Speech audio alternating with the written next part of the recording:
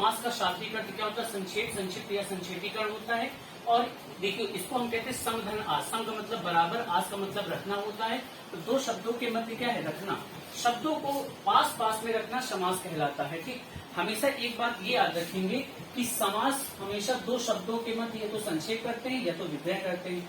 अगर समास का शाब्दिक अर्थ क्या होता है? अगर समास का शाब्दिक अर्थ विलोम है, अगर समास का शाब्दिक अर्थ व्यास है, तो हम इस क्या करेंगे? अगर समास का शाब्दिक अर्थ संक्षेप है तो इसका विलोम क्या हो जाएगा? व्यास हो जाएगा। ठीक, इसके बाद देखिए हमने बताया समास पदों के आधार पर समास 4 प्रकार के होते हैं। पदों के आधार पर 4 प्रकार के होते हैं और कुल कितने होते हैं? 6 होते हैं। नंबर 1 अव्ययभाव, दूसरा तत्पुरुष समास, तीसरा द्वंद्व समास और चौथा बहुव्रीहि समास। तत्पुरुष समास के 8 उपभेद होते हैं, कर्मधारय समास और द्विगु समास, ये मेन समास है। ठीक है, इसके बाद इतरेतर के यहाँ पर द्वंद्व समास के कितने होते हैं? द्वंद्व समास के 3 होते हैं, इतरेतर, समाहार, वैकल्पिक। और बहुव्रीहि समास के 4 होते हैं, समानाधिकरण, व्याधिकरण, तुल्योग और व्यतिरेक। इसके बाद यहाँ पर देखेंगे, यहाँ पर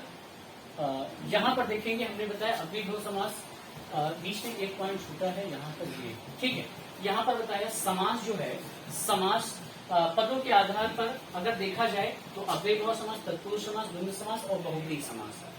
जिसका पहला पद प्रधान अव्ययभाव समास, जिसका दूसरा प्रधान तत्पुरुष समास, जिसके दोनों प्रधान द्वंद्व समास और जिसका तीसरा पद प्रधान उसको हम कहते हैं, जिसका तीसरा प्रधान उसको कहते हैं बहुव्रीहि समास। इतनी बात क्लियर? इसी का अपोजिट यानी जिसका दूसरा अप्रधान उसे हम कहेंगे अव्ययभाव समास, जिसका पहला पद अप्रधान तत्पुरुष होगा, जिसका कोई पद अप्रधान न हो उसे हम क्या कहेंगे? उसे द्वंद्व कहेंगे। और बहुव्रीहि समास जिसके दोनों पद अप्रधान हो उसे हम क्या कहेंगे? उसे बहुव्रीहि समास कहेंगे। इसके बाद अव्ययभाव समास बताया जिसका जहां पर उपसर्ग लगा हो, जिसका पहला पद प्रधान और दूसरा पद अप्रधान होता है, उपसर्ग लगा हो, द्विरूप शब्दाएं, द्विरूप शब्दाएं और शब्दों की जहां पर पुनर्।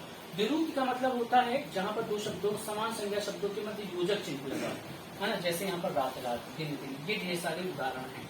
तो आज की क्लास यहीं पर समाप्त करते हैं। ये समास का पहला पार्ट खत्म होता है।